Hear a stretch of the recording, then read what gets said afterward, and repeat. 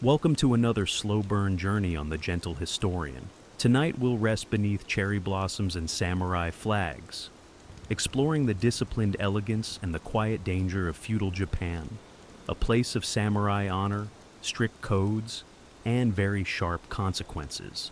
It's the land of cherry blossoms, beautiful poetry, and a daily routine that would absolutely break most of us by lunchtime. So, before you get comfortable, take a moment to like the video and subscribe, but only if you genuinely enjoy what I do here, and let me know in the comments where you're tuning in from and what time it is for you. It's always fascinating to see who's joining us from around the world. Now, dim the lights, maybe turn on a fan for that soft background hum, and let's ease into tonight's journey together. In feudal Japan, you don't wake up and choose your path. You wake up and it's already been chosen, by birth, by blood, and by people who've been dead for 6 generations. Your role in society isn't a suggestion, it's a life sentence. Were you born into a samurai family? Lucky you, you're now responsible for the blade, the bow, and 10,000 ways to sit properly in front of your lord. Born a peasant, congratulations. You'll be spending the next 40 years ankle deep in mud, and your children will too, forever. There is no resume. There is no start your own business. You're either a samurai, peasant, artisan, or merchant. And once you're placed, you stay there. Trying to jump ranks isn't just frowned upon, it's punishable. You don't climb the ladder in feudal Japan, you bow to it, and we haven't even gotten to the ETA, the untouchables. These are the people who deal with death. Butchers, executioners, leather workers. Society needs them, but pretends they don't exist. They're like ghosts with jobs, important jobs. But ghosts, even within classes, it gets worse. Let's say you're a merchant, which sounds decent.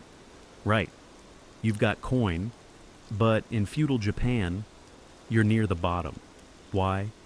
Because you make money without labor, which is considered morally shady. Yes, you're literally too efficient to be respected. Meanwhile, the peasants are taxed so hard on their rice that if they cough up too much, they starve. If they hide some to survive, that's treason. Heads roll, often, samurai. You've got honor, but you're living in constant fear of disrespecting your lord, your ancestors, your tailor, or your sword by accidentally sneezing at the wrong time. Women, you didn't even ask, but no, you're not getting out of this either. Whatever your class is, your freedom ends where your father's opinion begins. You'll marry who you're told, obey whom you must, and thank the heavens if you're allowed to learn poetry. So yes, you're born, assigned a costume and a script, and shoved onto the stage of society whether you want to perform or not. It's elegant, poetic, and crushingly inescapable. And that's all before you've had breakfast. You might think feudal life was all grit and grime, but Japan took cleanliness seriously, painfully seriously. In fact, it was practically a religion, which sounds lovely until you experience it in winter. You begin your day by washing, not in a cozy tiled bathroom with a warm towel and cucumber soap, but at a stone basin filled with ice-cold water fetched from a well or stream. There's no heating. There's no negotiating. You splash your face and arms, shivering as if the ancestors are punishing you for having paws, soap, only if you're rich. And even then it's made from ash or rice bran and smells like something a monk invented as a test of character. In rural areas, the local bathhouse, if you're lucky enough to have one, becomes the heart of hygiene. The communal center is heated by firewood and filled with villagers. And by communal, we mean absolutely no privacy whatsoever. You bathe next to your neighbors, boss, future in-laws, and maybe your landlord, completely naked, in silence, pretending this isn't awkward. You scrub first, then soak. Cleanliness is sacred, dirtying the bathwater, social suicide. But if you're not near a bathhouse, then you wash what you can, when you can. You clean your teeth with salt or a twig. Your nails are kept neat. Your clothes are regularly aired. You do this not because it's trendy, but because being unclean is seen as shameful, spiritually and socially. And if you're a samurai, multiply the pressure. Your lord might inspect you, head to toe, at any time. Dirty fingernails, dishonor, wrinkled robe, disrespect, too much body odor during a bow. You might not get back up again. Women, expected to smell like cherry blossoms and discipline. Bathing is ritualized. Skincare is practiced with military precision. And hair is maintained in elaborate styles that take hours. All so you can work a rice mortar and still look dignified doing it.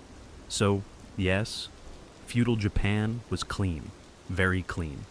But it came at a price: freezing water, endless grooming, and the soul-shrinking awareness that someone was definitely judging your foot hygiene. Let's say you're born into the warrior class, the samurai. Sounds cool, right? Fancy swords, silk robes, poetic sword fights under cherry blossoms. Now, let's talk about the fine print. Being a samurai in feudal Japan isn't about swinging a katana and shouting for honor. It's about never ever screwing up. The entire framework of your life is governed by Bushido, the way of the warrior, a code of conduct so strict even your ancestors are nervous. You don't live for yourself. You live for your daimyo, your lord. His word is law, his moods are weather patterns, and your job is to serve him with such loyalty that you'd rather die horribly than disappoint him mildly. No pressure, disobedience, dishonor, failure, dishonor, raising your voice inappropriately, dishonor, looking at the wrong person sideways during a tea ceremony. You guessed it, dishonor. And dishonor isn't something you walk off. It's something you're expected to atone for, usually with your own intestines. That's not a metaphor. That's seppuku, the ritual suicide expected of disgraced samurai. You kneel, pull out a short blade, and let's stop there. You get the idea. This wasn't rare. It was a respected, even celebrated way to preserve dignity. Mess up badly enough, and your lord might give you a short blade in a quiet room and say, "You know what to do." On top of that, samurai were expected to train constantly. Swordsmanship, archery, horseback riding, strategy, calligraphy, poetry, all while maintaining perfect posture and the expression of a man who's never known joy, just a deep sense of obligation, laughing too loud, unrefined, showing fear, weakness, getting emotional, shameful. Your clothes are precise, your sword must be spotless, and your conduct must be so honorable it makes other people uncomfortable. And if you ever raise your sword in anger without cause, insult a superior, or lose a duel, you don't just lose, you lose everything. Being a samurai isn't about glory. It's about discipline, silence, and surviving each day without blinking wrong. So, yes, you look good in armor, but you're one eyebrow twitch away from existential catastrophe. So, you weren't born a samurai. No sword, no poetry, no chance of dramatic ritual disembowelment. That's the good news. The bad news. You're a peasant, which means your entire existence is a combination of dirt, sweat, back pain, and government-mandated rice delivery. You wake up with the sun, not because you're one with nature, but because the land tax doesn't pay itself. And also, your thatched hut has no doors, no windows, and someone's goat just walked across your bed mat. Breakfast? If you're lucky, a bowl of rice porridge and a side of last week's pickled something. If you're unlucky, it's pretend you're not hungry, with a splash of river water, then it's off to the rice fields, which sound peaceful in travel documentaries, but are in reality mud pits designed to break your soul slowly over 12 hours. You plant, you weed, you hope a bandit raid doesn't happen today. And when the sun goes down, you limp home, only to discover that one of your oxen is missing, and the village headman would like to speak with you about your grain shortfall. Taxes are relentless. You don't get paid in coins, you pay them with rice. Your family eats what's left. which isn't much, especially if the harvest was bad, or if your lord's nephew accidentally rode a horse through your plot during a military drill. Want to complain? That's adorable. You can't. Talking back gets you whipped, exiled, or promoted to corpse. If you're really lucky, you might become a village elder, which means people still don't listen to you. But now ask for your advice right before ignoring it, and remember, you're legally not allowed to leave your village without permission. You are, in effect, a rice-based prisoner with seasonal ankle rot. Festivals, there are some. You get drunk on week's sake, dance in a circle, and try not to think about how planting season starts again in 4 days. So yes, you are the foundation of the economy, the reason the samurai eat, and the person everyone forgets exists. And no, you do not get a day off. Because feudal Japan believes in hard work, generational suffering, and keeping expectations extremely, extremely low. You're hungry. Of course you are. You've been tilling, planting, sweating, and politely not dying since sunrise. Time to eat. But in feudal Japan, meals aren't about indulgence. They're about survival, simplicity, and not choking on a fishbone in front of your in-laws. If you're a peasant, your diet is rice. Rice for breakfast, rice for lunch, rice for dinner. If you're lucky, it's actual rice. If you're not, it's barley pretending to be rice. You might get a turnip or two, some pickled radish if the gods are in a good mood. Meat, that's for the daimyo, or for that one chicken that looked at you funny and mysteriously disappeared. Fish, sometimes, but it's dried, salted, and sharp enough to file your teeth. Soup, usually miso.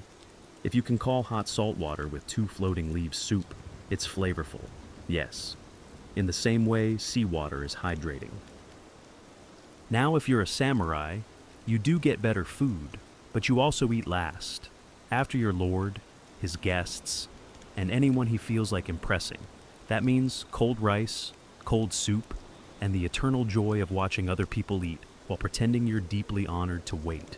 Also, everything is seasonal, not because it's trendy, but because there's no refrigeration, no global supply chain, and if you don't harvest it yourself, it probably doesn't exist. So when it's winter, that's just nature's way of suggesting fasting. And heaven forbid you get food poisoning. Medical care is optimistic. The local remedy is lie down and think about your ancestors. You'll either get better or become one of them. Food theft is a serious crime. Steal a bowl of rice and you're not getting a slap on the wrist. You're getting a display of why we don't touch the daimyo's daikon, tea. It's around, but not like you're imagining. The tea ceremony is a complex performance that's more about posture, etiquette, and existential humility than actually quenching thirst. So yes, meals are sacred, quiet, and respectful, but mostly they're bland, small, and contain at least one crunchy mystery item. And no, you can't complain. Not unless you want your next meal served through your nose. So you've just finished your modest bowl of crunchy maybe fish soup. Someone says something absurd.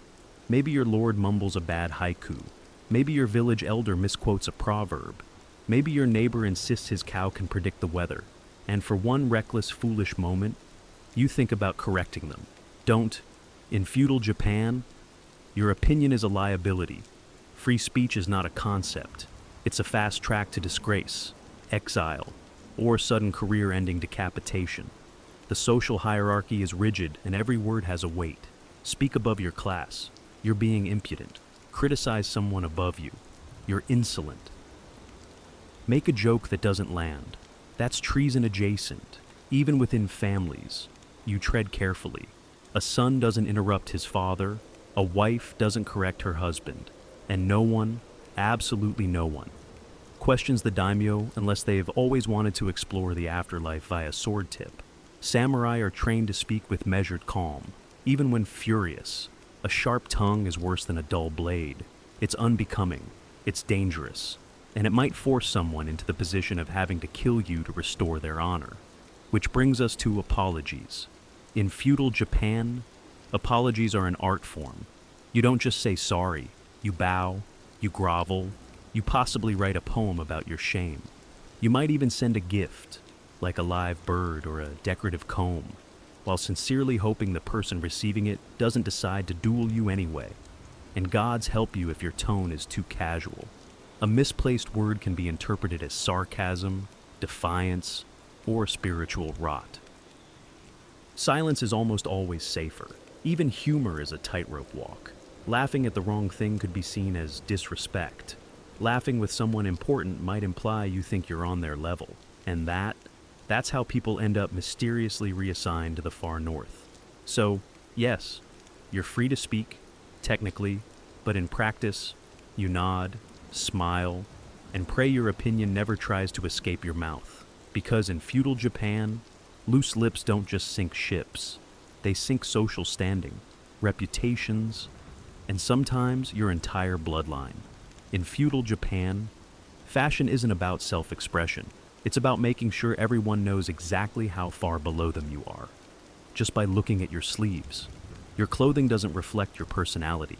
It reflects your position, your purpose, and whether or not you're legally allowed to carry a sword without getting tackled by a samurai. Let's start at the top. Samurai wear layers of silk robes, sometimes armored, always dignified. Their outfits are carefully arranged to signal status and readiness. The colors, deep blues, earthy browns, and the occasional blood-red flourish, elegant, ominous, and almost always implying, I have killed a man for less than a fashion faux pas. And of course, the swords, a samurai's daisho, the paired long and short swords, is more than a weapon set. It's a walking badge of authority. Drawing one in public is a last resort. Wearing them improperly is a first step toward being publicly corrected with extreme sharpness. Peasants, on the other hand, wear cotton and humility. Brown, gray, and beige dominate your wardrobe. It's not because they're minimalists. It's because dyed fabric costs money, and you're too busy surviving to worry about coordinating hues. Your outfit says, yes, I work in mud. No, I didn't choose this lifestyle. Yes, these are my only sandals. Merchants wear finer materials. They have money, after all. But they're still socially ranked below samurai and peasants. So they keep it muted. Rich, but not too rich. Silk, yes, but subdued. Wealthy merchant families are experts at looking just respectable enough not to get noticed by a samurai on patrol. Artisans and craftsmen dress neatly but modestly. Their clothing is durable, practical, and most importantly, unobtrusive. Drawing attention to yourself is considered a personality defect. And then there are women who must strike a delicate balance between grace, obedience, and wearing 12 pounds of folded symbolism. Hairstyles are coded, kimono patterns are seasonal, and if you wear a color meant for a different festival, congratulations. You've just dishonored your entire household and possibly started a neighborhood whisper war. In short, what you wear isn't just about clothing, it's about rank, ritual, and surviving daily judgment from both heaven and your mother-in-law. So, you're imagining moonlit walks beneath cherry blossoms, whispered poetry under paper lanterns, perhaps a dramatic kiss between a samurai and a forbidden princess. Yeah. No. In feudal Japan, love is a side quest, and not one you're likely to complete. Marriage isn't about feelings, it's about alliances, status, rice taxes, and not embarrassing your ancestors. If you're a peasant, your marriage is arranged by your parents and maybe the village elder. Romantic compatibility isn't discussed. Sturdy legs and healthy teeth are considered more important. If you're from a samurai family, the stakes are even higher. Marriage is a tool of politics. Your partner is chosen to solidify a clan alliance, secure land, or pay off a grudge with a nice kimono. The goal isn't happiness, it's stability. Ideally one that doesn't collapse during harvest season. Love letters, maybe. But only if they're written in perfect calligraphy, using the appropriate seasonal metaphors, and passed along discreetly by a maid who definitely knows too much. Women, of course, have even less say. A samurai daughter may be married off at 15, required to master calligraphy, etiquette, needlework, and the fine art of never expressing disappointment out loud. Her job is to bear sons, serve tea, and absolutely never fall in love with the flute teacher. Actual romantic love, the kind with stolen glances and passionate declarations, is the domain of poets, theater plays, and tragic ghost stories. If you want to experience love in feudal Japan, you'll need to watch a no-drama about two doomed lovers who turn into mist. And if you try to step outside your assigned relationship structure, good luck. Adultery can lead to exile, disgrace, or death by sword-related disapproval. The punishment might be carried out by your spouse, your lord, or your in-laws, whoever gets there first. Even for samurai, taking a concubine was common, but that didn't make things easier. It just added more people to disappoint silently. So, yes, people fell in love, secretly, painfully, occasionally with the wrong person, and always at the worst possible time. Because in feudal Japan, love wasn't forbidden. It was just dangerously inconvenient. In feudal Japan, death isn't a distant concept. It's your neighbor, your coworker, your roommate, who never pays rent but is always around. You don't plan for retirement, you plan for your exit, because death isn't a tragedy here. It's part of the script. Let's start with the samurai. These honorable warriors walk around with 2 swords and a personal death plan. If they lose a battle, seppuku. Insult their honor, seppuku. Spill sake on the daimyo's robe, seppuku with dramatic background music. And it's not private. It's public, ceremonial, and performed with the same precision as a tea ceremony, but with significantly more internal bleeding. But don't think peasants are getting a longer life. If you're a farmer and the rice harvest fails, you're starving. If your village can't meet its tax quota, your head might be used to make a very stern point. Drought, plague, bandit raid. Pick your flavor of sudden demise. And good luck fighting any of it when your most advanced medicine is warm tea and a strong belief in herbal optimism. Speaking of bandits, they're real. They're everywhere. And they don't care that you spent all year growing those daikon radishes. The roads outside towns are so dangerous that people just don't travel unless absolutely necessary. The phrase, "maybe we'll visit your cousin next year," actually means, "I enjoy being alive." If you're a woman, childbirth is a dice roll, complications. Too bad. Midwives are helpful, but surgical options are mostly pray harder and boil another towel. If your husband dies in disgrace, you might be expected to follow him, not emotionally, but literally with a dagger. And let's not forget nature itself. Earthquakes, floods, tsunamis, famines. Japan is a disaster artist. Your home could be washed away or buried at any time, and the only insurance policy is a well-tied roof and deep spiritual acceptance. But perhaps the darkest part, you're expected to accept it all calmly. Wailing in fear or fighting fate is considered undignified. A real hero bows before death, composes a poem, and meets their end like it's just another awkward dinner with your clan. So, yes, feudal Japan is beautiful, but mortality is part of the decor. In modern life, you're told to follow your dreams. Be your own person and live your truth. In feudal Japan, your truth is whatever your clan tells you it is. Individualism isn't a virtue. It's a red flag. You exist not as a lone star of destiny, but as a very small branch on an important family tree. And your job is to keep that tree from catching fire due to any embarrassing behavior, like expressing opinions or falling in love with a merchant's daughter. Your clan is everything. Your identity, your reputation, your future. It all flows through your family name. You are part of a web of obligations.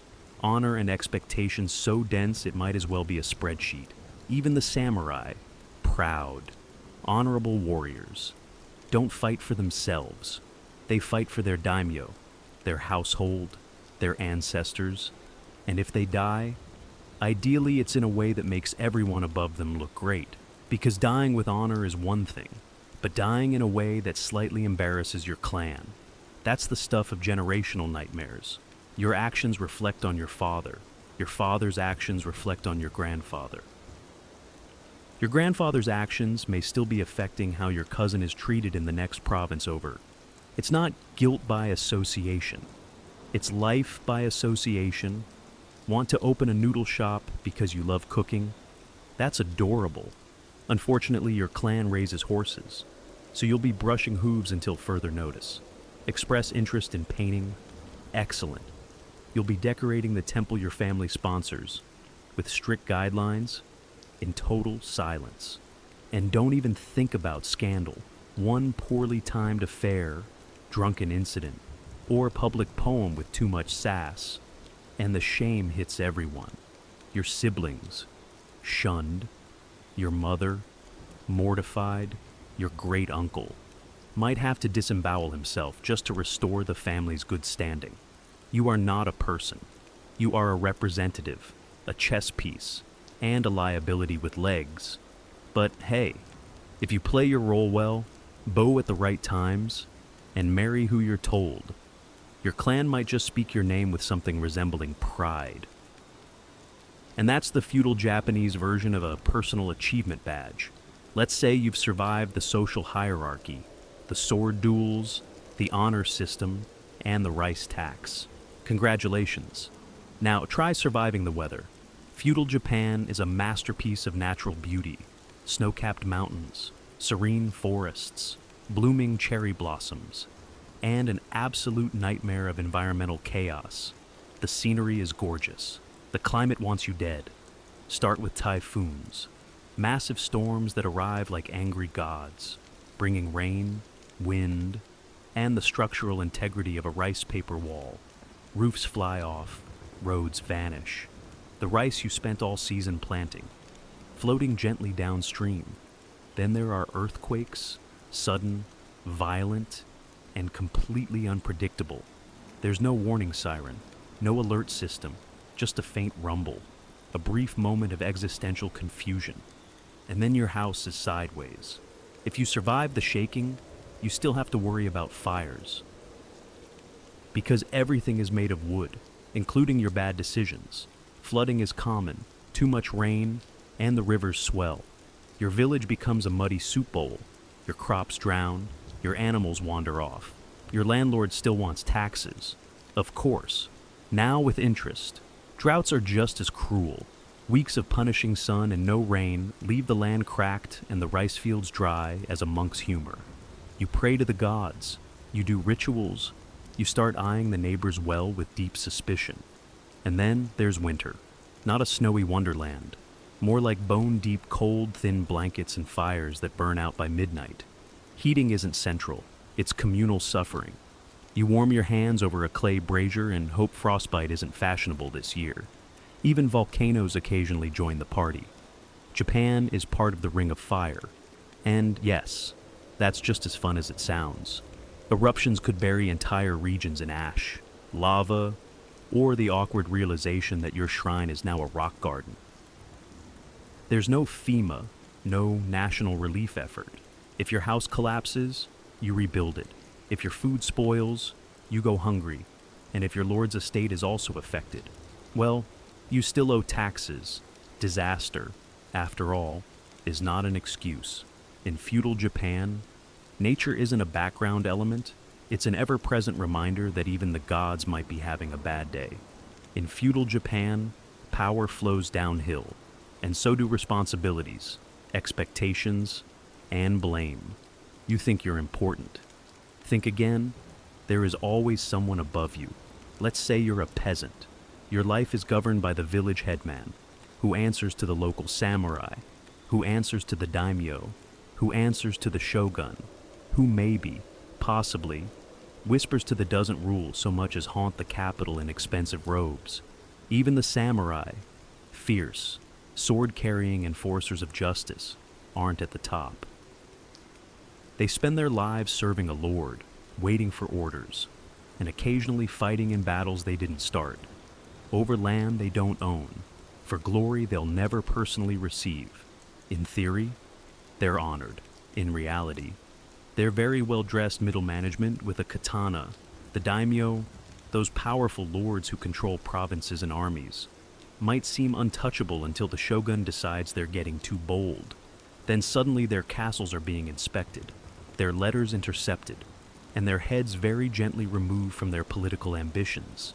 Even the shogun, the military dictator, the most powerful man in Japan, has to keep his eye on the court, the clans, the economy, and at least 4 cousins trying to poison his tea. He rules, yes, but he doesn't sleep well. Meanwhile, the emperor technically outranks everyone, but has no actual power. He's like a sacred relic you can't touch, but also can't ignore. He blesses rituals and names eras, and occasionally writes poetry. He's also probably broke. This hierarchy isn't flexible. You don't climb it, you are placed, and you stay put, like an overly obedient bonsai tree. Ambition isn't admired, it's feared. The higher you rise, the closer you get to a sword in your back. Respect is demanded upward, and authority is enforced downward. Orders are obeyed, not discussed. Disagreements are dangerous, and any hint that you think you're above your station, that's not ambition, that's a death wish in formal attire. So, wherever you are, peasant, merchant, samurai, or lord, someone above you controls your fate, and someone below you is hoping you trip. In feudal Japan, what you learn, and whether you learn anything at all, depends entirely on where you sit on the social ladder. Spoiler, if you're near the bottom, the ladder is mostly invisible, and occasionally on fire. Let's start at the top. Samurai children, they're the lucky ones. From a young age, they're trained in reading, writing, swordsmanship, etiquette, poetry, archery, horseback riding, and the ancient art of looking unimpressed at all times. A samurai boy learns how to compose a death poem by 14. You were just figuring out cursive. Their education is rigorous, but with a clear purpose: to serve, protect, and not embarrass the clan. They study Chinese classics, Bushido principles, and how to bow so precisely that the gods take notes. Then there are merchant and artisan families. They get some education, usually math, record keeping, maybe a bit of reading, but only what's necessary for business. You're not reading Confucius. You're learning how to calculate the cost of pickled turnips in bulk. Practical? Yes. Glorious? Not really. Peasant children. Education looks like this. This is a hoe. This is rice. Now, start working before the sun beats us to it. Your parents teach you how to farm, how to survive, and how to politely not die in front of the tax collector. Literacy is rare. Schooling is a luxury. The only scroll you'll read is the one nailed to a tree explaining why your taxes just went up again. And girls. Unless you're from a high-ranking family, you don't get much formal education at all.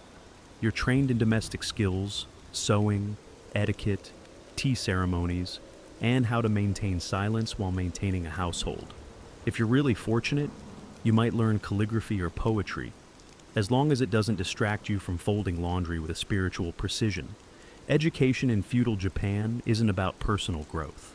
It's about fulfilling your role without asking questions. The idea of learning for fun would make most elders faint into their sake cups.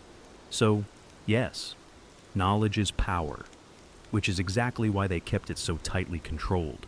Feudal Japan is a land of breathtaking aesthetics. Everything, from the curve of a fan to the placement of a teacup, seems designed to soothe the soul and impress your ancestors.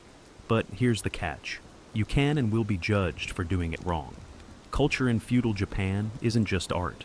It's performance with consequences. The way you arrange flowers, pour tea, or fold a kimono isn't left to whimsy. It follows strict codes that have been around longer than your entire bloodline. One misplaced blossom, and suddenly you're the talk of the village. And not in a fun, flirty way. Take the tea ceremony, for example. It looks like a quiet, peaceful ritual. In reality, it's a social minefield. Everything is timed. Every movement is choreographed. The guests must sit just so, turn the cup twice, express humble gratitude, and drink in silence, all while mentally calculating whether they've bowed too early, too late, or too enthusiastically, make a mistake. At best, it's awkward. At worst, it's seen as a character flaw or a moral failing passed down from your disgraceful great-granduncle. Then there's calligraphy, a beautiful form of expression. Right, wrong, it's a test of discipline, personality, and the alignment of your inner spirit. That brushstroke isn't just ink, it's a reflection of your soul's posture. Messy handwriting might as well wear a sign that says, emotionally unstable and bad at bowing. Even poetry is dangerous. You don't just write a haiku, you write it in the proper season, on the correct type of paper, using metaphor that references both nature and your emotional landscape. Without getting too personal, too passionate, you lack refinement, too dry, you're spiritually cold, too clever, you're showing off. And now, no one's inviting you to the moon viewing party. Culture here is a delicate game. You participate not to relax, but to prove that you are composed, refined, and deeply deathly afraid of appearing uncultured. Beauty in feudal Japan isn't effortless. It's a battlefield in silk robes. And if your ikebana arrangement doesn't follow the rules, well, may the gods have mercy on your bonsai. After all we've seen, the hierarchy, the hygiene, the honor, the endless rice, let's be honest, you wouldn't last a day in feudal Japan, not because you're weak, not because you're soft, but because this wasn't a society designed for survival. It was one designed for submission, precision, and quiet, relentless obedience.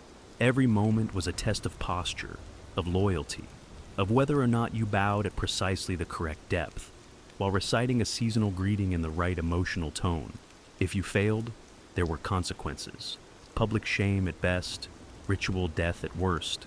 There were no days off, no just being yourself. You were born into a role, handed a script, and expected to perform it with deadly elegance for the rest of your life. Deviating wasn't seen as brave, it was seen as dangerous. The individual didn't matter. The clan did, the lord did, the land did. If you were a samurai, you carried the weight of centuries of honor and the very real threat of having to recite poetry before slicing open your own abdomen. If you were a peasant, you worked the land from dawn until your spine became a question mark, hoping the weather didn't betray you, or your lord didn't. If you were a woman, your life was a carefully managed exercise in grace, silence, and sacrifice. And if you were anyone else, well, the system was designed to make sure you stayed exactly where you were. Feudal Japan was beautiful, yes, breathtakingly so. The architecture, the rituals, the poetry, the art, all meticulously curated. But that beauty came with sharp edges. It required discipline so tight it could snap bones. It demanded respect so absolute it swallowed individuality whole. So, no, you wouldn't last. You'd speak out of turn, or laugh too loudly, or accidentally step over a threshold with your left foot instead of your right. You'd forget to bow. You'd ask a question. You'd want to change something, and that alone would mark you as a threat to the order. But that's the brilliance and the tragedy of feudal Japan. It wasn't made to be easy. It was made to endure, in an age where women were barely allowed to speak in public, let alone command an army. Artemisia of Caria existed like a historical glitch, someone who absolutely, see by all the rules of ancient society, should not have been possible. And yet, there she was, seated on a throne, wearing the double burden of queen and naval commander, plotting war alongside some of the most powerful men of the ancient world. Artemisia ruled Halicarnassus, a city nestled along the southwestern coast of Asia Minor, modern-day Turkey. Technically a vassal under the sprawling Persian Empire, Halicarnassus was part of a patchwork of territories often caught in the gravitational pull of regional powers. But Artemisia didn't simply inherit a political position. She made it dangerous. She was Greek by blood, Persian by loyalty, and a woman by biology, each identity carrying immense weight in an age dominated by iron and testosterone. Her father was likely of Carian descent, While her mother hailed from the island of Crete, upon her husband's death, instead of stepping aside for a male successor, Artemisia claimed the reins of power. That was already an act of quiet defiance. But she didn't stop at ruling. She wanted to conquer. When Xerxes the Great launched his legendary invasion of Greece around 480 BCE, Artemisia did something no other woman of her time dared. She volunteered for war, not to stitch bandages or offer prayers from a safe distance, but to command ships and risk death. She supplied 5 of her own vessels, sleek, fast, deadly, and led them personally into the thick of battle. And Xerxes, ruler of an empire stretching from India to Egypt, didn't just tolerate her presence. He listened to her, valued her. It was a bold move. Some would say foolish. A Greek fighting for Persia. Treasonous. A woman on a warship. Unthinkable. But Artemisia knew what she was doing. She wasn't motivated by loyalty to bloodlines or empires. She was playing the game of survival and power, and she played it better than most of the men around her, in a world carved up by men with swords. Artemisia didn't ask for permission. She built her fleet, sailed into history, and dared anyone to stop her. By siding with Xerxes, Artemisia effectively declared war on her own people, the Greeks. It was a decision that raised eyebrows even before a single oar hit the water. And it wasn't just the usual whispers of treachery. This was personal.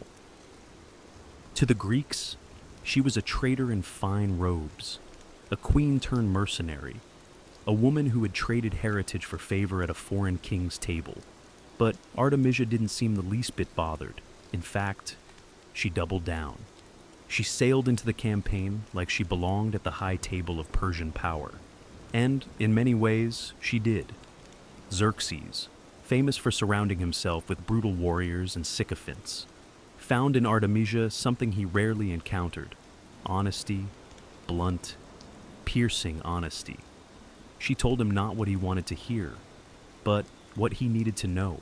In council meetings, surrounded by decorated generals and satraps with bloodied boots, Artemisia spoke with clarity and strategy, and she was rarely wrong. Her advice was sharp, tactical, and often laced with warnings others were too proud to voice. Before the infamous Battle of Salamis, she urged Xerxes to avoid direct naval confrontation with the Greeks, warning that the cramped straits would nullify Persia's numerical advantage. But Xerxes, swayed by overconfidence and flattery, ignored her. That decision would come back to haunt him. Even among her Persian allies, Artemisia's presence was complicated. Many commanders resented her authority. After all, she wasn't just a woman. She was a Greek woman, one who told truth to power and led her own ships with unnerving precision. She wasn't there as a figurehead or symbolic mascot. She was there to win. And that unsettled more than a few mustachioed warlords who'd spent their lives in the business of conquest. Meanwhile, back in Greece, her name spread like a stain.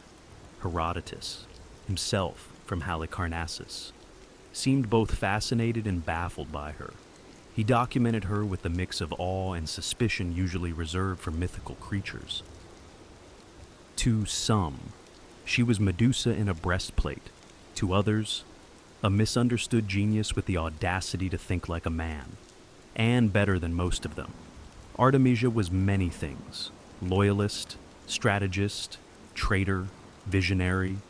But above all, she was a political animal who understood one hard truth. In war, identity bends. Only power remains. If there was ever a stage that tested Artemisia's brilliance and boldness, it was the Battle of Salamis. This wasn't just any battle. It was the naval showdown of the Greco-Persian Wars. The Persian fleet, massive and overconfident, squared off against a much smaller but strategically positioned Greek navy in the narrow straits near Athens. It was here that Xerxes' campaign would falter, and it was here that Artemisia would make one of the most shocking tactical moves of her career. Let's rewind slightly. Artemisia had warned Xerxes not to engage the Greeks in these narrow waters.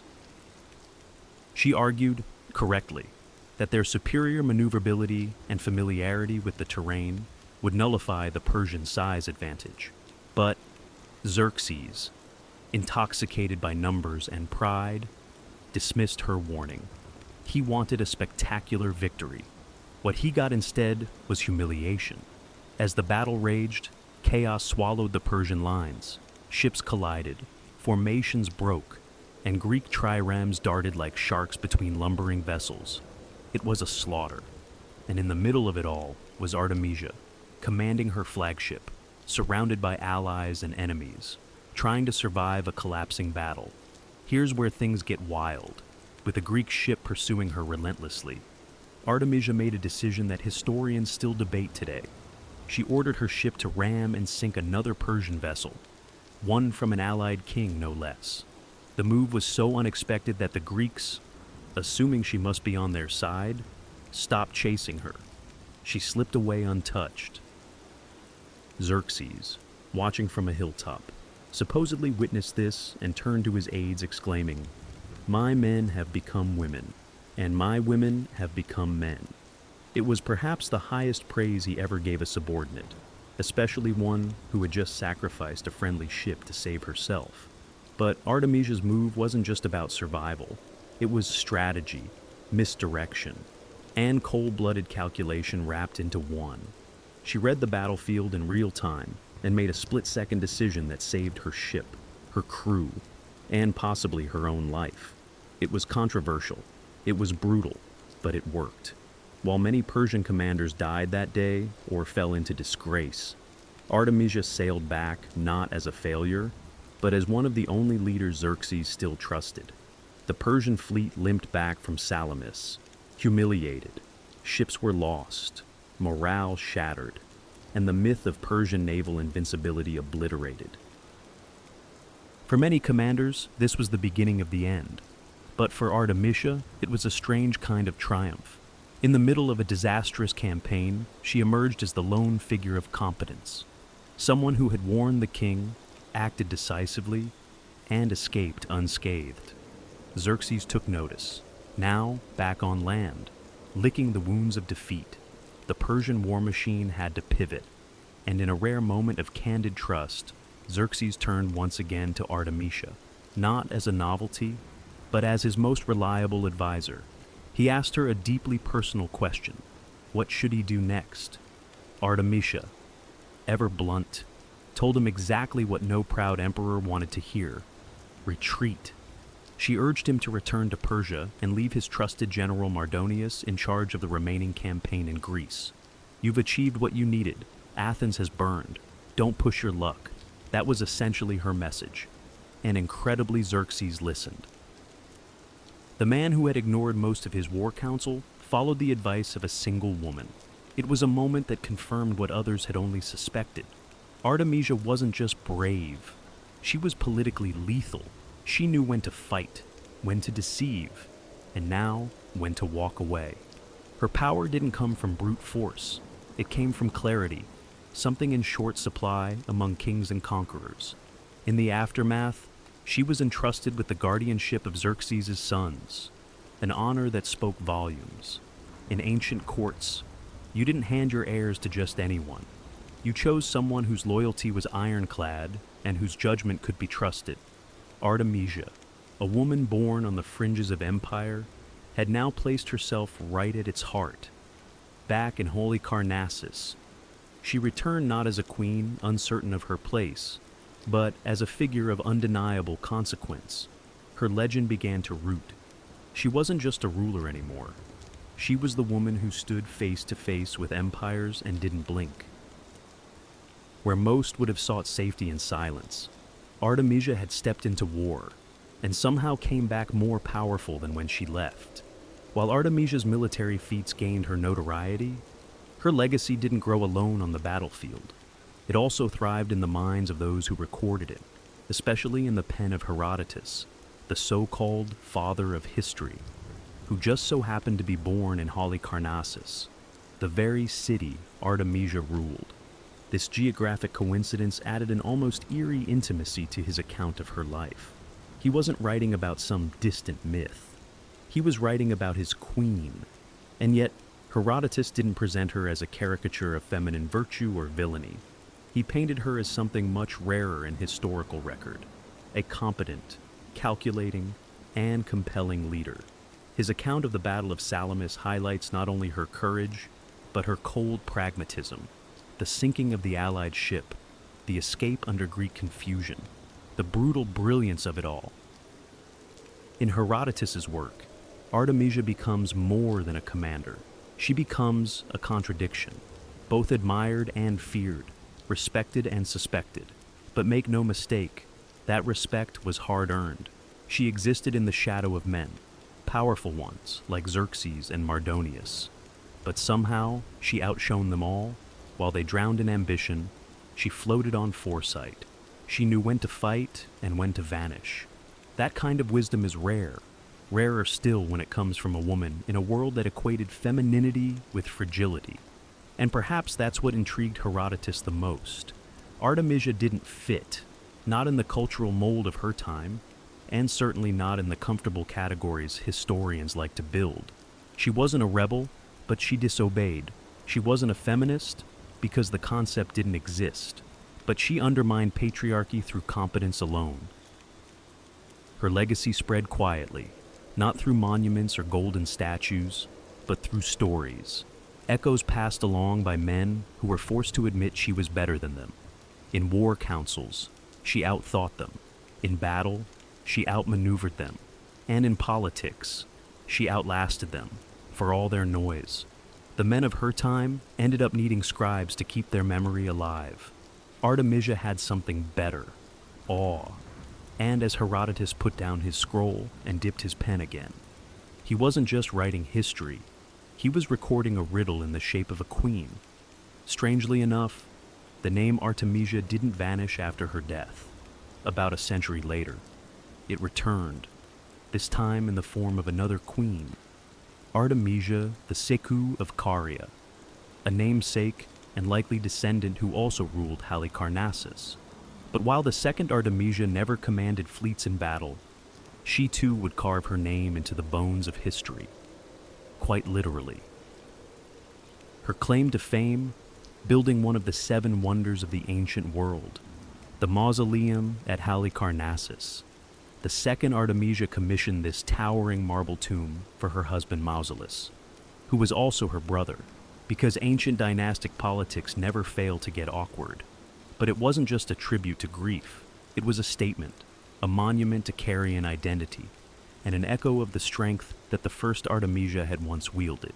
Historians have long debated whether the two women were directly related, mother and daughter, aunt and niece, possibly not related at all. But one thing is clear, the name Artemisia had by then become synonymous with power, intellect, and bold rule. The legacy of the original queen had seeped so deeply into the identity of Halicarnassus that future generations wore it like armor. Even more fascinating is how the later Artemisia's mausoleum gave us the very word we use today for monumental tombs: mausoleum. A linguistic legacy born from stone, grief, and political theater. And while the second Artemisia was known for mourning, she was also a capable ruler, continuing the thread of female leadership in a corner of the ancient world where that was anything but normal. But let's not forget, the foundation for all of this was laid by the first Artemisia, the naval commander, the queen who advised Xerxes, the woman who navigated the Greek world as both insider and outsider. Without her, the name might have faded. Halicarnassus might have been just another forgotten city on a forgotten coast. Instead, it became a beacon, a place where two powerful women shaped history, not through accident, but through audacity. Their stories, though separated by time, speak to each other across the centuries. One with ships, one with stone, and both with names history could not quite bury. Artemisia's story has always lived in the in-between, between empires, between genders, between legend and history. And nowhere is this more obvious than in the way her legacy has been argued, bent and reinterpreted over the centuries. Was she a Persian puppet, a Greek traitor, or simply a sovereign playing chess while others were busy swinging swords. To Persians, she was a loyal commander, one of the few who gave sound advice and fought with distinction. Xerxes clearly trusted her more than many of his seasoned generals. That in itself speaks volumes about her political sharpness and composure under pressure. In the Persian world, her loyalty was seen as honorable, perhaps even heroic. To the Greeks, it was more complicated. Many viewed her as a turncoat, someone who had betrayed her Hellenic roots to side with an Eastern despot.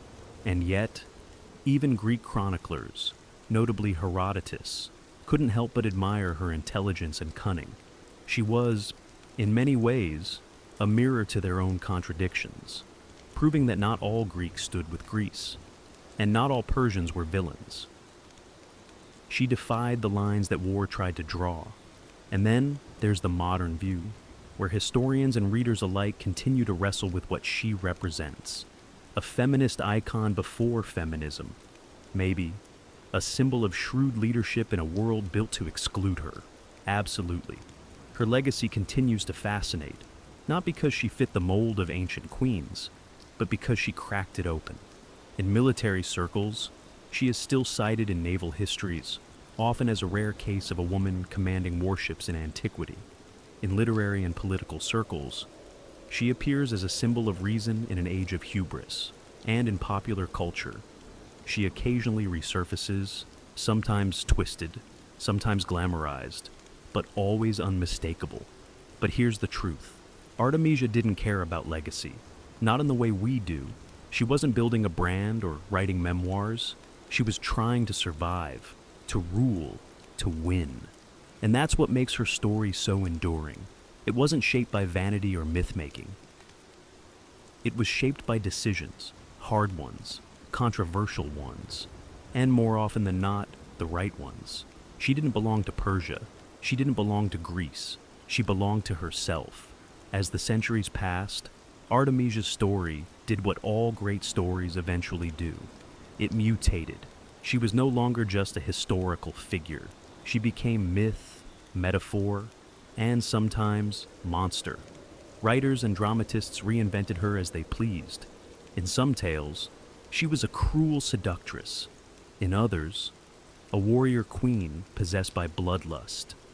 The real Artemisia, the tactician, the realist, the survivor, was buried under layers of fantasy and fear. Part of this distortion came from a simple truth. Men didn't know what to make of her. A woman who gave orders, who didn't crumble in the face of war, who told kings they were wrong and proved it. That didn't sit well with the ancient world. So, storytellers did what they often do when faced with a woman they can't control. They rewrote her. One bizarre legend claimed that she fell hopelessly in love with a man who didn't return her affections. And, in a fit of despair, she threw herself from a cliff. Not exactly the kind of thing a steely naval commander does, but it served the narrative of turning strength into tragedy. Another version painted her as a venomous schemer, more witch than queen. It's a pattern that repeats across history. When a woman gains power through intellect or audacity, later generations either soften her into a damsel or darken her into a villain. Artemisia got both treatments, neither of which honored the truth. The real Artemisia didn't rule with seduction or superstition. She ruled with vision, reason, and cold strategic brilliance. She played a man's game by her own rules and won. That, more than anything, terrified those who came after her. Because if one woman could do it, what was to stop others? Even in modern times, adaptations continue to distort her. Hollywood, for example, recast her as a vengeance-fueled femme fatale in 300. Rise of an Empire. Entertaining. Sure. Accurate. Absolutely not. But the fact that she still draws attention, still demands reinvention, proves one thing. Her legacy has teeth. The woman they feared didn't die. She evolved into myth, into memory, and into the long, uncomfortable question history keeps asking. What if more women had been like Artemisia? When Artemisia of Korea vanished from the records, she didn't vanish from history. She simply shifted form. like the wake left behind a warship. Her legacy rippled outward long after she sailed her final voyage.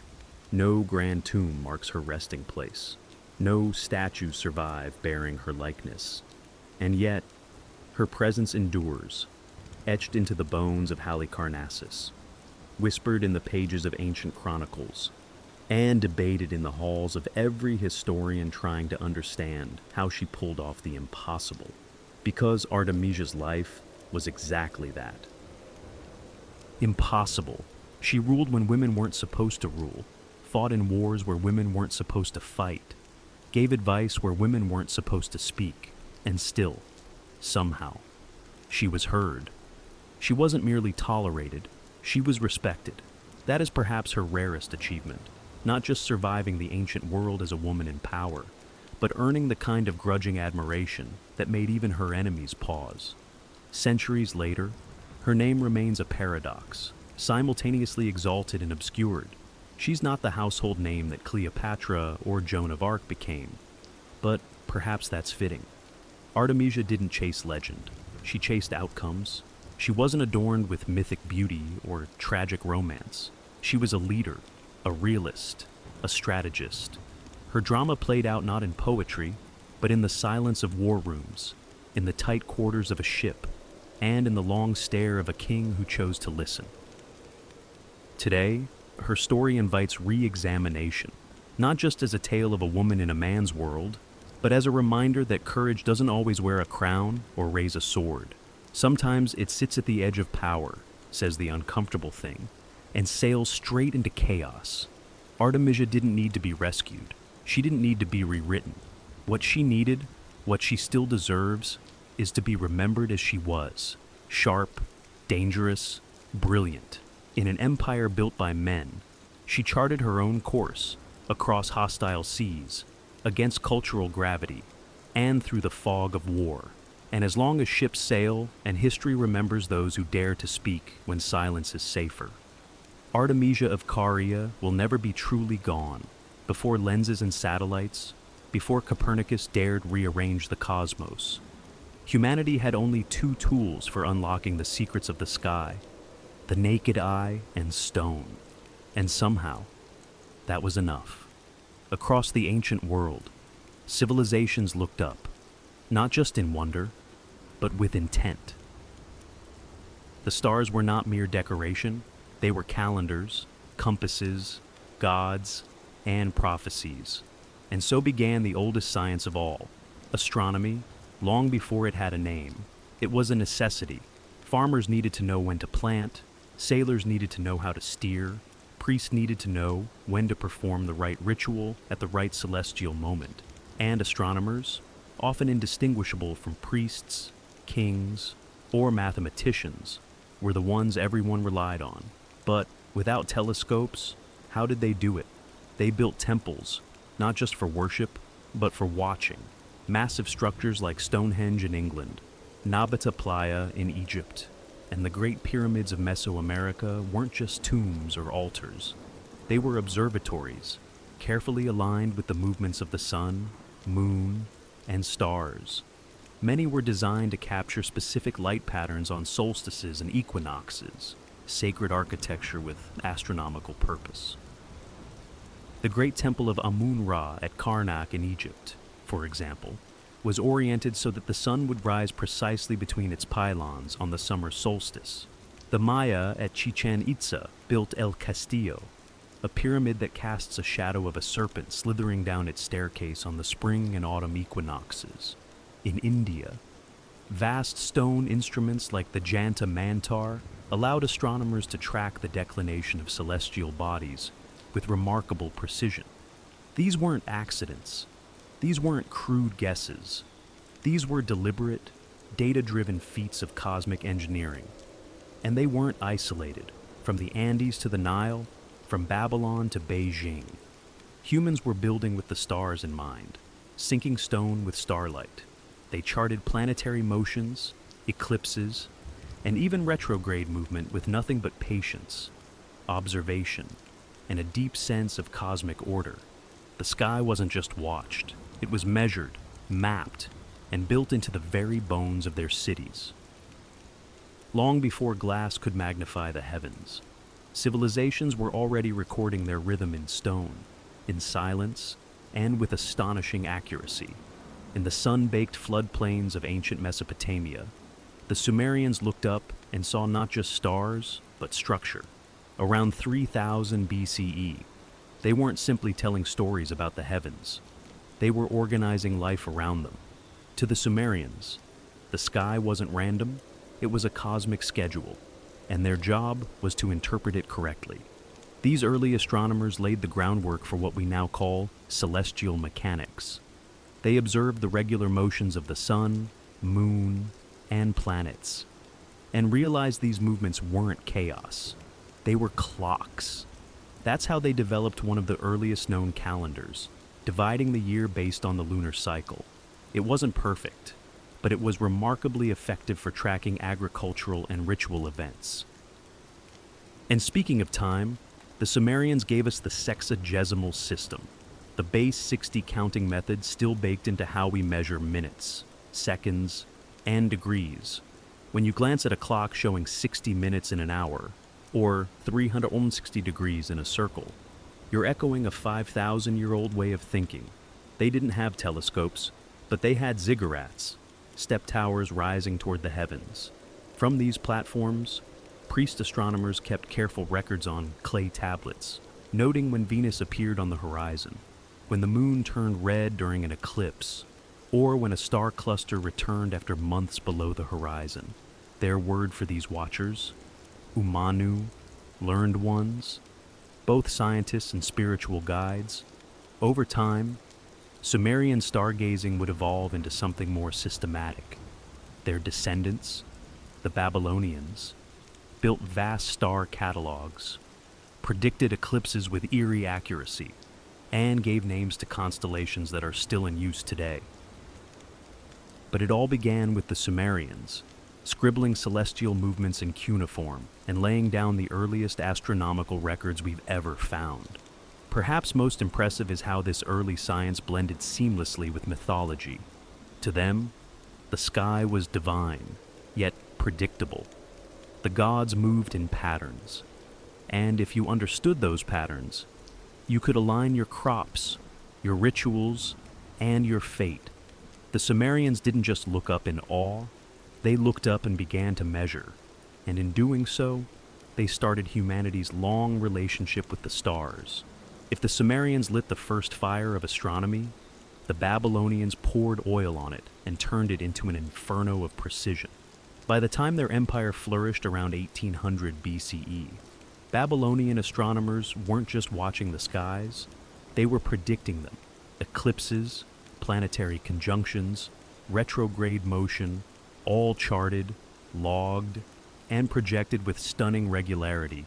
They weren't guessing, they were calculating. The Babylonians took the Sumerians' observational legacy and supercharged it with math. They recorded the positions of stars, planets, and the moon on clay tablets known today as the Enuma, Anu, Enlil, and the Mu'alapin, some of the oldest known astronomical texts in existence. These weren't bedtime stories. They were raw data, line after line of celestial movements. When Venus would rise, how long it would shine, when a solar eclipse might strike. These tablets were essentially the world's first almanacs. The most remarkable part, they could predict lunar eclipses using a pattern known as the Saros cycle, a period of roughly 18 years after which eclipses repeat. They didn't understand why it worked, but they knew it did work, and that was enough. For a culture that fused divination with astronomy, being able to foresee cosmic events gave them enormous power, both spiritual and political. And while the Greeks are often credited with inventing the zodiac, the truth is, the Babylonians got there first. They divided the sky into 12 equal parts, each anchored to a constellation, and laid the foundation for what would become the zodiac signs we still use and misuse today. Yes, when someone asks your sign, you can thank Babylon, but what really sets the Babylonians apart is their mathematical boldness. They tracked planetary motion, even retrograde paths, and used arithmetic methods to approximate celestial cycles, not geometric models. Mind you, that would come later with the Greeks, but arithmetic that worked. And for practical purposes, that was more than enough. They saw the universe as a ledger of patterns, a giant machine of repeating cycles. And their astronomers were not just mystics or priests, they were early scientists, hunched over tablets, decoding the rhythms of the cosmos in symbols and numbers. In the dark, they wrote the sky. While the Babylonians were busy predicting eclipses, the ancient Egyptians were syncing their entire civilization to the stars, quite literally. In the Nile Valley, astronomy wasn't just a curiosity, it was survival. And at the heart of it all was a single star, Sirius, the brightest light in the night sky. The Egyptians noticed something extraordinary. Each year, just before the annual flooding of the Nile, Sirius would reappear on the horizon during dawn. This event, known as the Heliacal Rising of Sirius, became the cornerstone of their calendar. That wasn't just poetic, it was vital. The Nile's floodwaters determined crop cycles, and missing that window could mean famine. So the Egyptians created a 365-day solar calendar, divided into 12 months of 30 days, plus 5 festival days. It was remarkably close to our modern calendar, centuries before Julius Caesar ever got involved. But the Egyptians didn't stop with Sirius. They tracked the sun, moon, and stars from their temples, many of which were aligned with astonishing astronomical precision. The Temple of Karnak, for instance, was oriented so the sun would rise directly through its axis during the summer solstice. Other temples lined up with the rising and setting of stars considered sacred. And then there were the pyramids. The Great Pyramid of Giza, constructed around 2560 BCE, was aligned almost perfectly with the cardinal points. Its shafts may have been pointed towards specific stars, possibly Orion and Sirius, hinting at a celestial connection between the heavens and the pharaoh's journey into the afterlife. This wasn't just burial architecture, it was cosmological engineering. Egyptian priests often served double duty as astronomers. They observed the skies not only for ritual timing, but for signs, omens, and the will of the gods.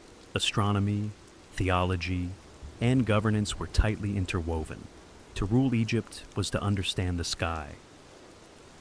What's remarkable is that without telescopes, without even lenses, they developed an entire system for tracking time, orienting buildings, and forecasting natural events, all based on patient observation and relentless precision. The Egyptians didn't look at the sky for entertainment. They looked up and saw a divine clock, ticking with purpose, echoing eternity, deep in the jungles of Mesoamerica, long before Europeans set foot in the New World. The Maya were building one of the most sophisticated astronomical systems the world had ever seen. Without metal tools, without wheels, and without telescopes, they mapped the movements of the sun, moon, planets, and stars with a precision that still baffles modern scholars. To the Maya, astronomy was not a luxury of the learned elite. It was the framework of society itself.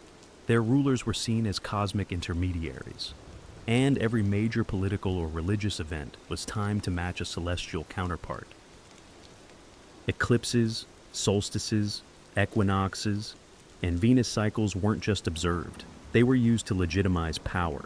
One of their most striking achievements was their tracking of Venus. The Maya noted that Venus disappeared and reappeared in the sky in a repeating cycle of 584 days, and they tied this rhythm into their ritual warfare and calendar systems. The Dresden Codex, one of the few surviving pre-Columbian manuscripts, contains a Venus table that tracks the planet's movements over hundreds of years, with an error of less than 1 day. They didn't stop there. The Maya developed a complex, long-count calendar capable of tracking dates over spans of thousands of years. They understood the solar year with incredible accuracy, about 365 quantiform 20 days, remarkably close to the modern value. Their calendar systems were so refined that multiple ones ran simultaneously.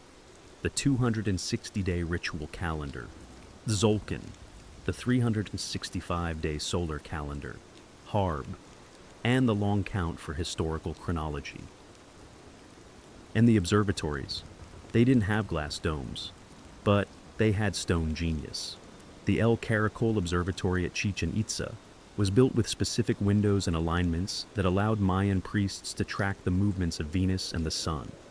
Temple staircases and shadow effects were timed to equinoxes, like the famous serpent shadow that slithers down El Castillo during the spring and autumn. The Maya weren't just watching the skies. They were synchronizing their civilization with them. Their kings ruled by the stars. Their temples rose in tune with solstices. And their wars were timed with the wanderings of Venus. They didn't just read the cosmos, they wove it into the fabric of life. In ancient China, astronomy wasn't simply a science. It was a matter of state. The emperor, regarded as the son of heaven, ruled with the mandate of heaven, a cosmic endorsement that could be revoked if the stars sent the wrong message. That made astronomy both sacred and political. If the sky changed, so could the dynasty. As early as 2000 BCE, Chinese astronomers were tracking celestial events and documenting them with methodical care. They recorded comets, novae, eclipses, sunspots, and planetary motions.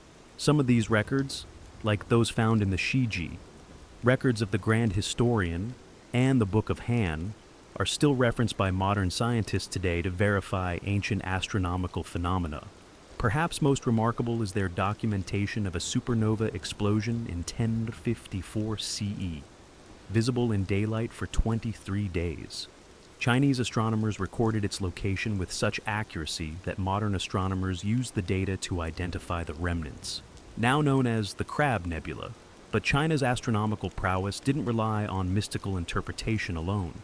They developed mechanical devices, such as armillary spheres and gnomons, shadow-casting rods, to measure the altitude of the sun and the positions of stars.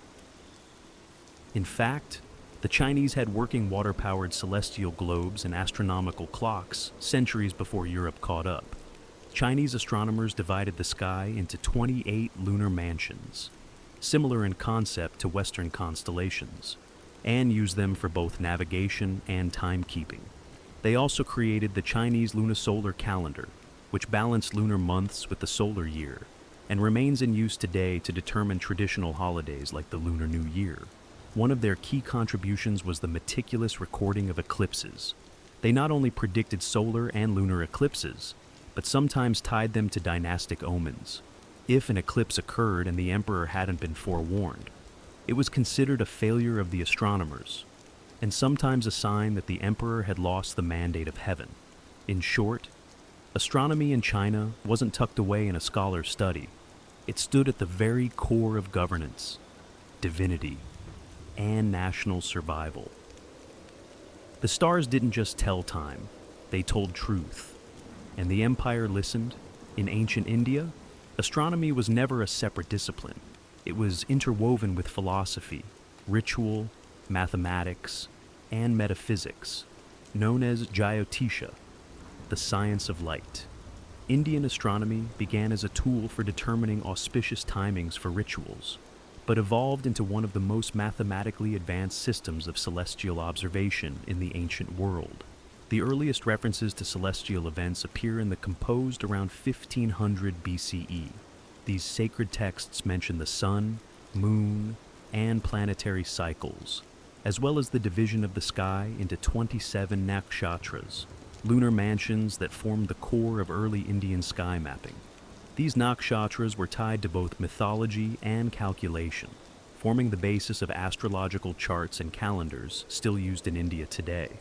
But Indian astronomy wasn't just poetic, it was shockingly precise.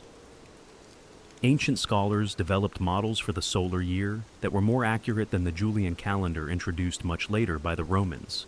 The Surya Siddhanta, a foundational astronomical text compiled around 500 CE, based on earlier knowledge, describes the Earth's axial tilt, the elliptical orbits of planets, and even the concept of gravity, centuries before Newton. Perhaps the most revolutionary figure in Indian astronomy was Aryabhata, who, in 499 CE, proposed that the Earth rotates on its axis daily, a theory rarely entertained in other parts of the world at that time. He also calculated the length of the solar year at 365.358 days, just a tiny fraction off from modern values, and developed advanced trigonometric functions to assist in astronomical calculations.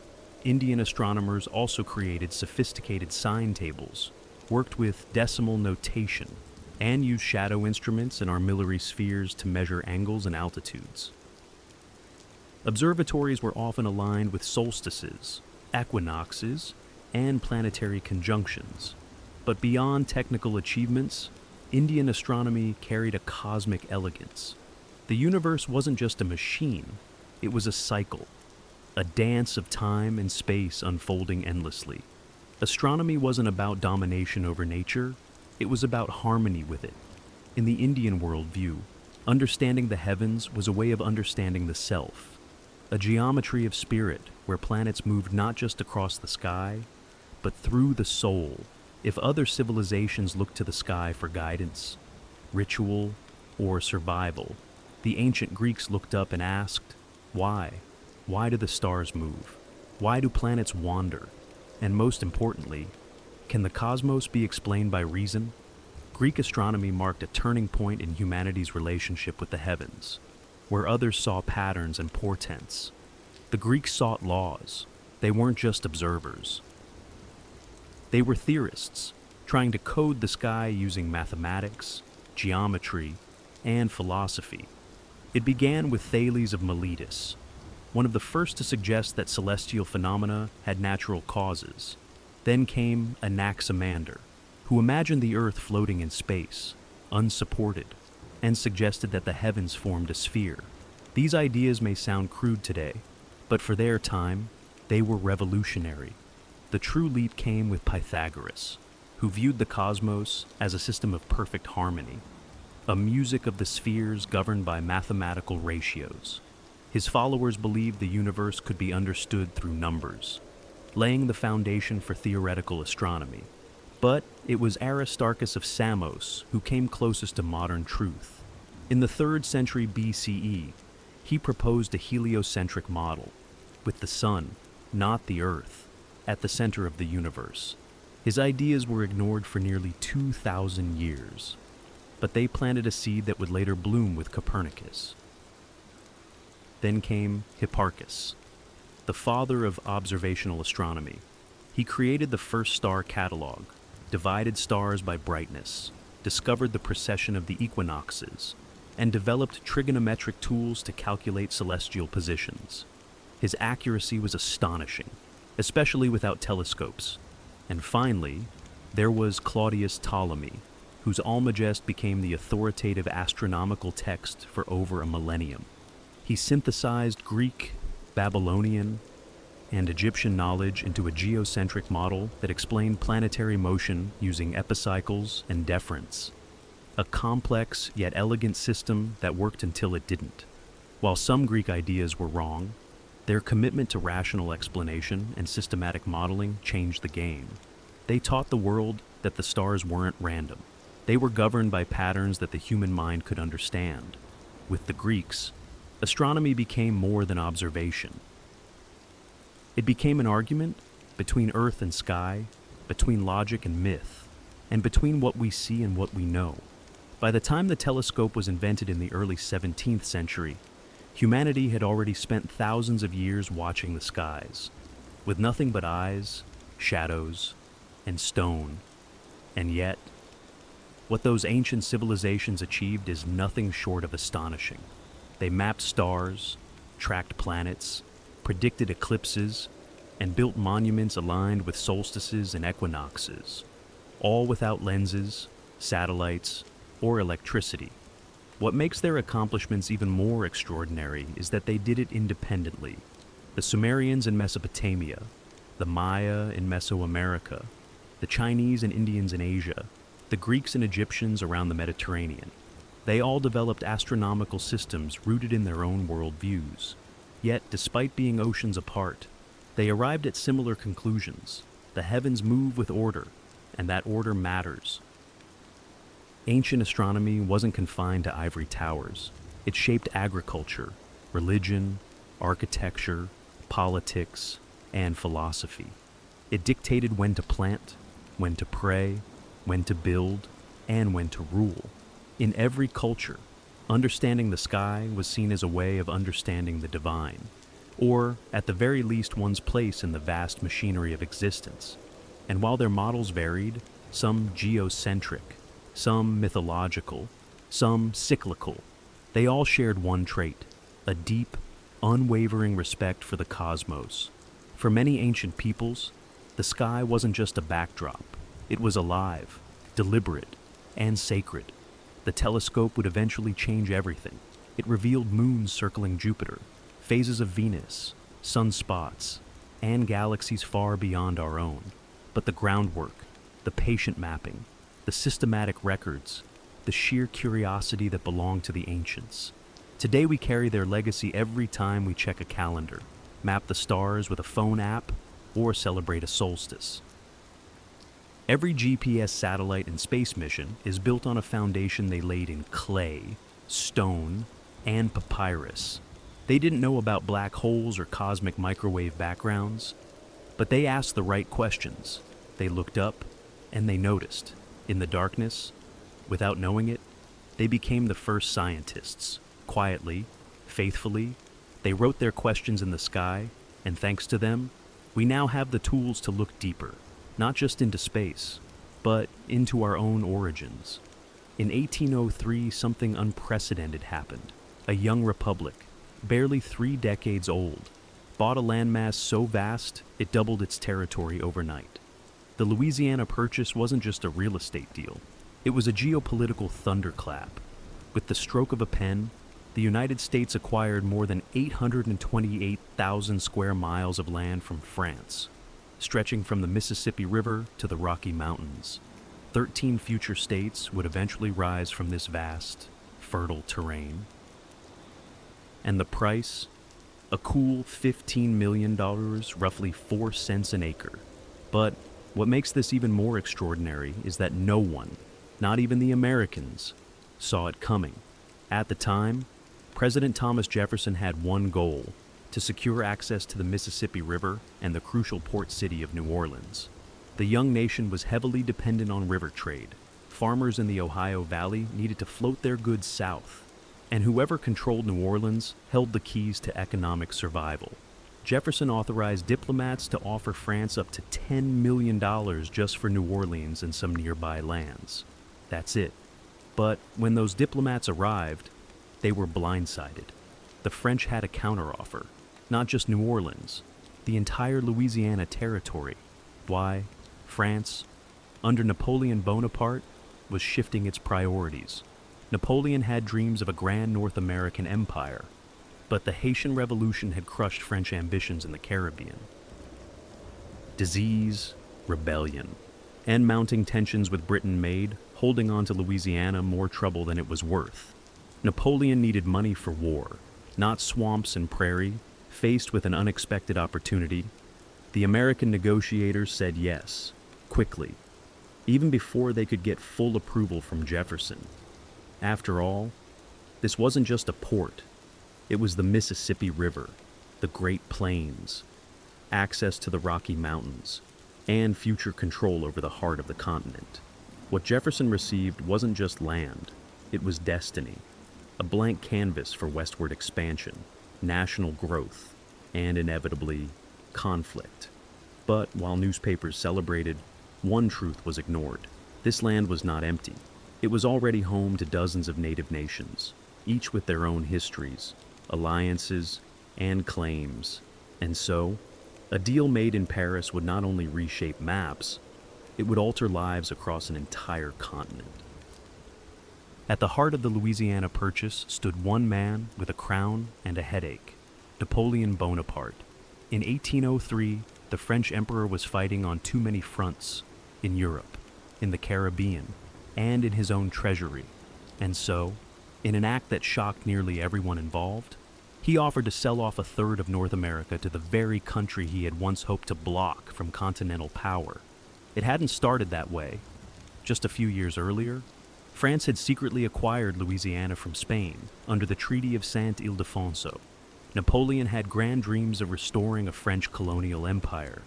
Louisiana would feed Saint-Domingue, the crown jewel of France's Caribbean colonies, today known as Haiti, with wheat, meat, and supplies.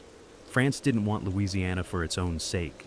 It wanted it to support sugar, but that vision collapsed in fire and fever.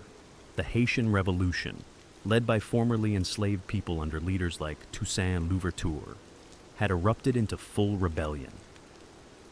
France sent tens of thousands of troops to crush it, and watched them die by the thousands, not just from battle, but from yellow fever. Napoleon lost his best general, his army, and his chance to reclaim the richest sugar colony on earth. With Saint-Domingue slipping away, Louisiana became irrelevant, worse than irrelevant. It was now indefensible, and with Britain preparing for another war against France, Napoleon feared Louisiana might be taken by force. So instead of fighting to keep it, he sold it. And in typical Napoleon fashion, the decision was fast, bold, and entirely pragmatic. On April 11, 1803, he stunned American diplomats Robert Livingston and James Monroe with an offer: all of Louisiana, not just New Orleans, for $15 million. Napoleon's reasoning was simple: I have given England a maritime rival that will sooner or later humble her pride. He didn't just want money, he wanted the U.S. to grow strong enough to stand against Britain. Selling Louisiana wasn't surrender, it was strategy. And so, in a single act, Napoleon abandoned his American empire and changed the future of a country he barely respected. What was an imperial afterthought to him would become the launching pad for America's expansion west, and the beginning of the end for native sovereignty across the continent. Thomas Jefferson had long envisioned an agrarian republic, a nation of independent farmers, living on their own land, bound together by liberty and civic virtue. The Louisiana Purchase should have been his dream come true, but instead, it gave him a constitutional nightmare. Jefferson was a strict constructionist. He believed the federal government should only exercise powers explicitly granted by the Constitution. And guess what? Nowhere in that document did it say the U.S. government could buy foreign territory. There was no clause for purchasing a continent, no legal roadmap for doubling the size of the nation in one transaction. So Jefferson hesitated. The offer from Napoleon was almost too good to be true. $15 million for land stretching from the Mississippi to the Rocky Mountains. It was a once-in-a-civilization opportunity. But Jefferson wrestled with the contradiction. Could he, a man who feared federal overreach, stretch the Constitution to justify such a massive acquisition? In private, he considered proposing a constitutional amendment to authorize the purchase.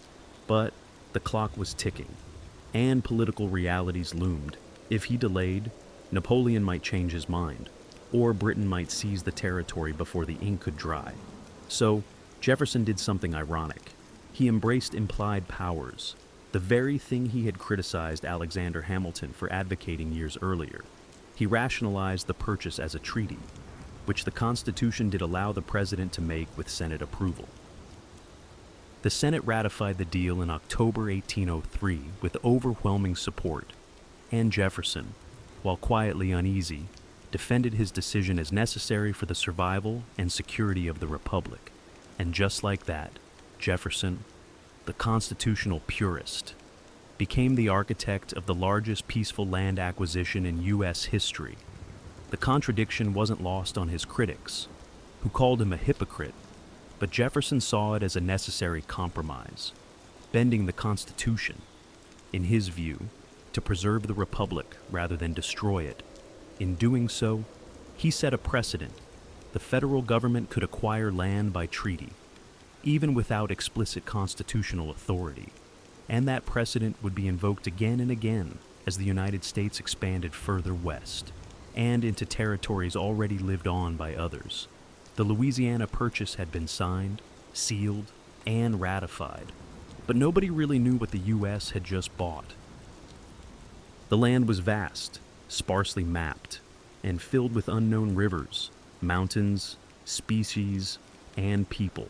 So, in 1804, President Jefferson commissioned an expedition that would become one of the most iconic journeys in American history, the Corps of Discovery, led by Meriwether Lewis and William Clark. Their mission was ambitious: explore the new territory, establish trade with native nations, study the land's resources, and, most importantly, find a water route to the Pacific Ocean. Jefferson dreamed of a Northwest Passage, a navigable link between the Atlantic and Pacific that would revolutionize trade. Spoiler, it didn't exist. But what Lewis and Clark found would still transform how Americans saw their place on the continent. They started in St. Louis in May 1804 with a team of over 30 men and headed upriver into land untouched by American settlers. Along the way, they documented over 100 new animal species and 178 new plants. They mapped rivers, sketched mountains, and kept meticulous journals filled with scientific and ethnographic observations. But they didn't do it alone. One of the most essential figures on the journey was Sacagawea, a young Shoshone woman who joined the expedition with her French-Canadian husband. Sacagawea was not just a translator, she was a symbol of peace.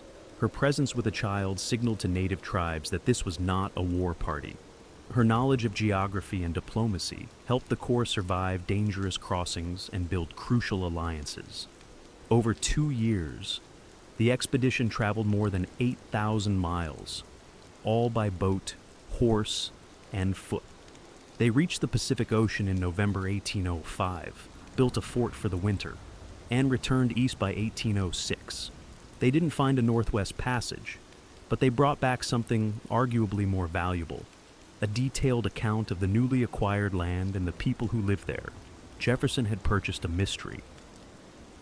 Lewis and Clark began to make it real, but while their reports inspired dreams of westward expansion, they also foreshadowed something darker: the coming pressure on indigenous nations and the inevitable push toward conquest under the banner of discovery. To American politicians and settlers, the Louisiana Purchase was a land bonanza, a blank slate for farms, cities, and ambition. But to the native nations who had lived there for centuries, it was something else entirely: the beginning of erasure. The land the U.S. had purchased from France was already home to over 50 sovereign indigenous nations, each with its own language, territory, and system of governance, from the Osagean Sioux to the Cheyenne, Comanche, and Mandan. These communities had been managing the land, trading with one another, and making alliances long before any European flag had been planted. But in the eyes of Jefferson and future U.S. leaders, the Louisiana Territory was a canvas, vast, underused, and ripe for American settlement. The native nations who lived there were not consulted in the deal. They weren't notified. They weren't compensated. One day, they were sovereign peoples. The next, they were declared subjects of the expanding American Republic. Jefferson believed native people could either assimilate into American society or relocate, peacefully if possible, but forcibly if necessary.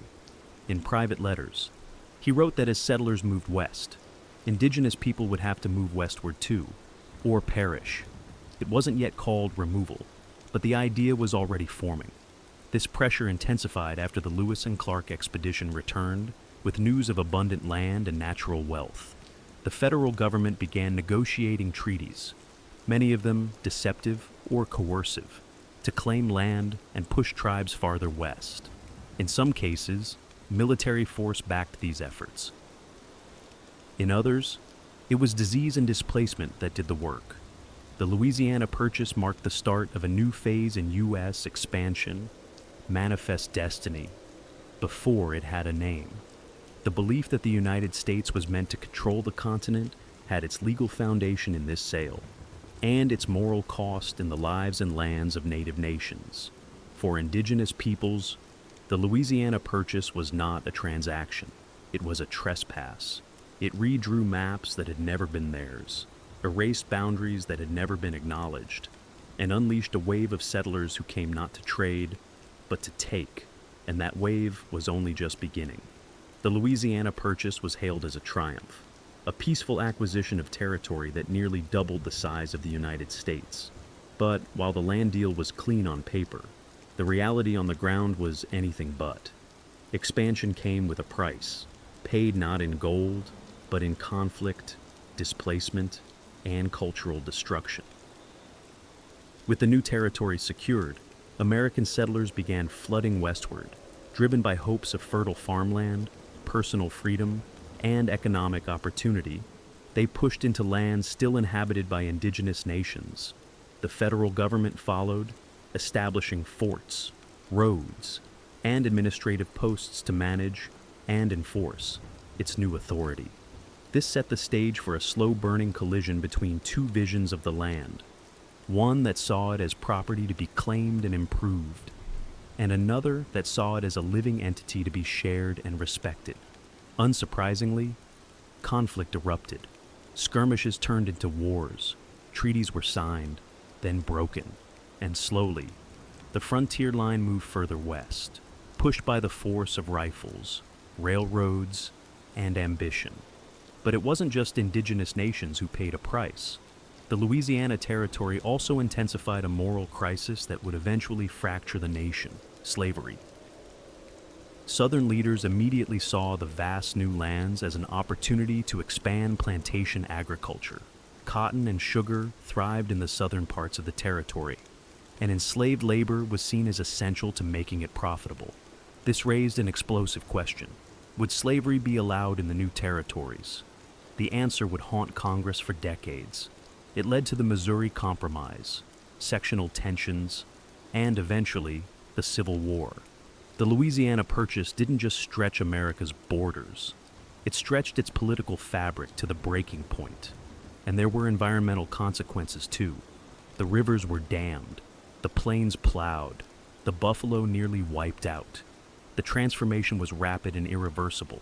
What had once been a landscape shaped by fire, herds, and indigenous stewardship became a patchwork of farms, fences, and industrial extraction. In seizing the land, the United States also inherited the burden of what it had done, a legacy that still echoes in debates over land rights, tribal sovereignty, and reparations. The land may have been purchased, but the real cost is still being paid. Once the ink dried on the Louisiana Purchase, a new question emerged. How exactly do you govern a territory so vast it defied imagination? The land stretched over what would become all or part of 15 modern U.S. states, from Louisiana to Montana, and from the Dakotas to Colorado. But in 1803, it was an undefined wilderness, full of possibilities, but with few roads, no towns, and countless competing claims.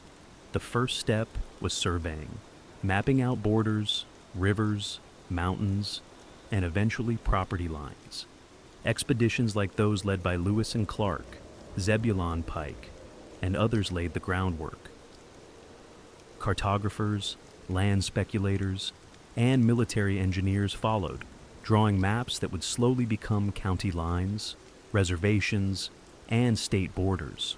What had been an open and interconnected indigenous world was now being chopped into rectangles. Congress passed laws to organize the territory, first as military districts, then as organized territories, each with governors appointed by the federal government. These new administrative units followed the pattern established by the Northwest Ordinance. Once a territory had enough settlers, it could apply for statehood, but not all borders were drawn with logic or justice. Take the creation of Missouri in 1821, the first state carved from the Purchase. Its admission triggered national uproar, because Missouri wanted to allow slavery. The resulting Missouri Compromise drew an imaginary line across the Purchase. Slavery would be allowed south of it, banned to the north. That single line would haunt American politics for decades, as each new state's status threatened to tip the balance between North and South. Meanwhile, white settlers poured into the new territories, often ahead of the law. They claimed land through preemption, squatting, and, Increasingly, through federally sponsored land grants, native peoples, even those with existing treaties, found their lands suddenly reclassified, first as territory, then as open land, then as someone else's farm.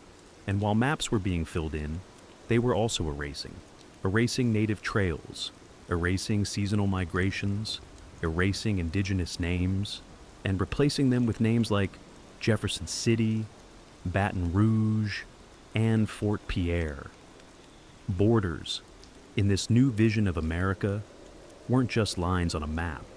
They were tools of control, ways to claim, divide, sell, and govern land that, just a few years earlier, had belonged to no president, no state, and certainly no empire. The Louisiana Purchase didn't just reshape America's borders, it redefined its identity. With one diplomatic stroke, the United States went from a coastal republic hugging the Atlantic to a continental power, stretching toward the unknown.